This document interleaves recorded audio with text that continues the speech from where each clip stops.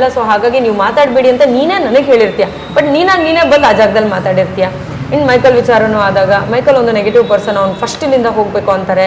ವಿನಯ್ ಇರೋವರೆಗೂ ಇಲ್ಲಿರೋರ್ಗೆ ತೊಂದರೆ ಆಗುತ್ತೆ, ಫಿಸಿಕಲ್ ಆಗಿ ಪ್ರಾಬ್ಲಮ್ ಆಗುತ್ತೆ, ಡ್ಯಾಮೇಜ್ ಆಗ್ತೀವಿ. ಸೊ ವಿನಯ್ನ ಕಳಿಸಿ ಅಂತ ಅವರು ಪ್ರತಿ ಸಲ ಟಾಸ್ಕ್ಗಳಲ್ಲಿ ಹೇಳ್ಕೊಂಡಿರೋದಾಗಿರ್ಬೋದು. ಮತ್ತು ಅವ್ರ ಜೊತೆನೆ ಹೋಗ್ಬಿಟ್ಟು you are the very matured person, ನನ್ನ ಕಂಫರ್ಟ್ ಇರುತ್ತೆ, ಸ್ವೀಟ್ ಪರ್ಸನ್ ಅಂತ ಹೇಳ್ತಾರೆ. ಸನ್ನಿವೇಶಗಳಲ್ಲಿ ಒಂದೊಂದು ವ್ಯಕ್ತಿ ಒಂದೊಂದು ರೀತಿಯಲ್ಲಿ ಕಾಣಿಸ್ತಾರೆ, ಹೌದು. But you gave a statement ಜೊತೆಗೆ ನೀವು ಅದನ್ನ ನಂಬಿ ಅಂತ ನಮ್ಗೊಂದು 10 ಸತಿ ಹೇಳಿರ್ತಾರೆ. ನನ್ನ ಸ್ವಂತ ಬುದ್ಧಿ ಇತ್ತು, ನಾವು ನಂಬಕ್ಕಾಗಲ್ಲ ಅಥವಾ ನಮಗೆ ನಡೆದಿಲ್ಲ ಆ ವಿಚಾರ, ಸೊ ನಾವು ಅದನ್ನ ಕ್ಯಾರಿ ಮಾಡಲಿಲ್ಲ.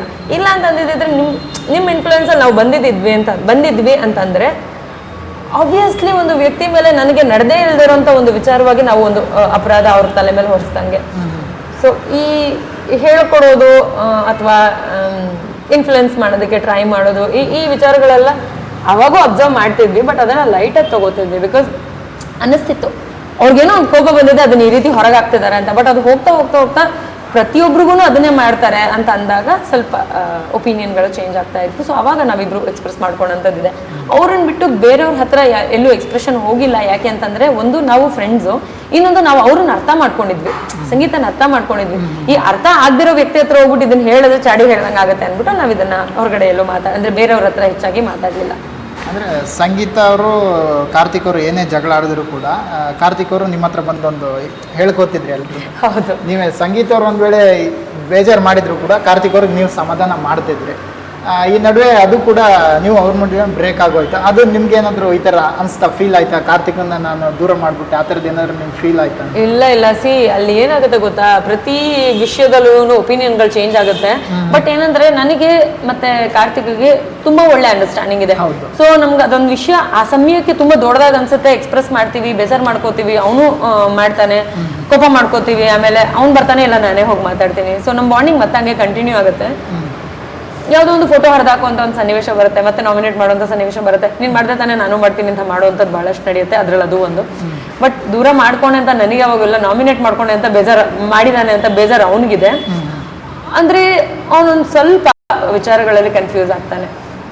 ಎಲ್ಲೋ ಒಂದು ಕಡೆ ಅವನು ನಾನು ಬಯಾಸ್ಡ್ ಅಲ್ಲ ಅಥವಾ ನಾನು ಫ್ರೆಂಡು ಅಂತ ನೋಡಲ್ಲ ಅನ್ನೋದನ್ನ ಪ್ರೂವ್ ಮಾಡೋದಕ್ಕೆ ಹೋಗಿ ಎಲ್ಲೋ ಬೇಜಾರು ಮಾಡಿಕೊಂಡು ವಿಷಯಗಳಾದ್ಮೇಲೆ ಬೇಜಾರು ಮಾಡ್ಕೊಂಡಿರುವಂಥದ್ದಿದೆ.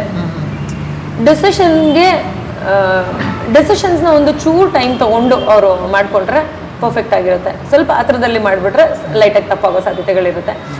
ಅವ್ರನ್ನ ದೂರ ಮಾಡ್ಕೊಂಡಿದ್ದೀನಿ ಅಂತ ನನಗೆ ಎಲ್ಲೂ ಅನಿಸ್ಲಿಲ್ಲ. ಬಿಕಾಸ್ ಅದೇ ಹೇಳದ್ನಲ್ಲ, ನಮ್ಮಲ್ಲಿ ಬಾಂಡಿಂಗ್ ಚೆನ್ನಾಗಿರೋದ್ರಿಂದ ಈಗಲೂ ಅಷ್ಟೇ ನಾನು ಅವ್ರಿಗೇನೆ ಸಪೋರ್ಟ್ ಮಾಡ್ತಾ ಇರೋದು ಅಥವಾ ಅವ್ರಿಗೆ ಓಟ್ ಹಾಕಿ ಅಂತಾನೆ ನಮ್ಮ ಫ್ಯಾನ್ಸ್ಗಳಲ್ಲಿ ಕೇಳ್ಕೊಳ್ತಾ ಇರೋದು. ಇಟ್ ಈಸ್ ಬಿಕಾಸ್ ತುಂಬ ಕಷ್ಟಪಟ್ಟು ಅಲ್ಲಿ ಸರ್ವೈವ್ ಆಗಬೇಕು, ಯಾರೇ ಆದ್ರೂ ಅಷ್ಟೇ. It's not an easy job. ಇಷ್ಟಪಟ್ಟು ಕೆಲಸಗಳನ್ನ ಮಾಡಬೇಕಾಗತ್ತೆ. ಒಂದಷ್ಟು ವಿಚಾರಗಳಲ್ಲಿ ಕಾರ್ತಿಕ್ ಯಾವ ರೀತಿ ನಡ್ಕೊಂಡಿದ್ದಾರೆ ಅಥವಾ ಯಾವ ರೀತಿ ಅದನ್ನ ಮುಂದಕ್ಕೆ ತಗೊಂಡೋಗಿದ್ದಾರೆ, ಎಂಟರ್ಟೈನ್ಮೆಂಟ್ ಅಂತ ಬಂದಾಗ, ಕ್ರಿಯೇಟಿವ್ ಆಗಿ ಅಂತ ಬಂದಾಗ, ಟಾಸ್ಕ್ ಅಂತ ಬಂದಾಗ, ಒಂದು ತಪ್ಪು ಅವ್ರ ಕಡೆಯಿಂದ ಆದಾಗ ಅದನ್ನ ಸ್ವೀಕರಿಸೋ ರೀತಿ ಇರ್ಬೋದು, ಸೋಲನ್ನ ಸ್ವೀಕರಿಸೋ ರೀತಿ ಇರ್ಬೋದು, ತುಂಬಾ ಚೆನ್ನಾಗಿದೆ.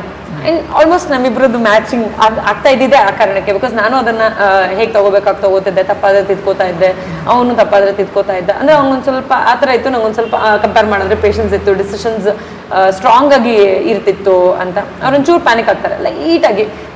ಯಾವುದಾದ್ರೂ ವಿಷಯಗಳನ್ನ ಹೇಳ್ಬೇಕಂದ್ರೆ ಯಾರಾದ್ರೂ ಏನಾದ್ರು ಅನ್ಕೊಂಡ್ಬಿಡ್ತಾರೇನೋ ಅಂತಂದು ಮೊದಲು ಹೇಳಿದ್ರು ಅವರು, ಸ್ಟೇಜ್ ಫಿಯರ್ ಇತ್ತು ನನಗೆ, ಈಗ ಒಂಚೂರು ಕಡಿಮೆ ಆಗಿದೆ ಅದು ಅಂತ. So because of that panic ತುಂಬಾ ಜನ ಆಗ್ತಾರಲ್ಲಿ, ಅದರಲ್ಲಿ ಇವರು ಒಬ್ರು ಲೈಟ್ ಆಗಿ. ಸೊ ಬೇಜಾರು ಅನ್ನೋಂಥದ್ದೆಲ್ಲ ಜಾಸ್ತಿ ಹೊತ್ತಿರಲ್ಲ ನಮ್ಮಿಬ್ರು ಮಧ್ಯೆ.